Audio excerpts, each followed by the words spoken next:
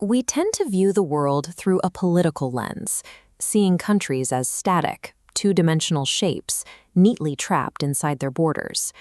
Zooming in reveals a collision of extremes: sub-zero mountain peaks, blistering sand seas, deep, impenetrable jungles, and drowning storm coasts are all locked together on a single volatile tectonic plate. In most places, geography is treated as a quiet stage where human history plays out. The mountains and rivers sit in the background, while emperors, armies, and politicians do the actual work. On the subcontinent, the land itself is the main character. It dictates the terms of survival, constantly destroying, rebuilding, and forcing every person who lives here to adapt to its violent shifts. Millions of years ago, a massive island crashed into the Asian continent. The impact destroyed a prehistoric ocean, crushing the seabed and thrusting miles of jagged rock into the sky to give birth to the Himalayas. Because that tectonic crash never stopped, these mountains are still being pushed upward today. They act as a massive atmospheric wall, trapping seasonal moisture and feeding the immense river systems, like the Ganga and Yamuna, that flow out over the land below. That ongoing geological friction carries a severe cost. Looking at these craggy, ice-covered slopes, the ground is notoriously unstable, leaving entire communities under the unpredictable threat of collapsing glaciers and deadly avalanches.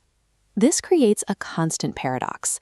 The Himalayas serve as an indispensable water tower that sustains over 1 billion lives, while remaining a ruthless environment where the ground itself can fail at any moment. As mountain rivers rush downward, they carry thousands of tons of sediment, depositing nutrient-rich silt across the northern plains. This constant replenishment turns the region into an agricultural goldmine, fueling the growth of massive empires for thousands of years. When the monsoons arrive, that same water becomes an erasing force. Calm rivers swell into terrifying, churning torrents that swallow stone steps, submerge infrastructure, and force people to rebuild their lives from scratch. Further south, the peninsula is framed by a 7,500-kilometer coastline. For centuries, this maritime border acted as an economic funnel, drawing global merchants and immense wealth directly to the shores, a reliance on the sea that continues today in every manual haul of the fishing nets. However, an open coastline means total exposure. The ocean that provides a daily livelihood is the exact same force that delivers sudden destruction, like tsunamis that can obliterate coastal communities in minutes. It is a brutal geographic trade-off.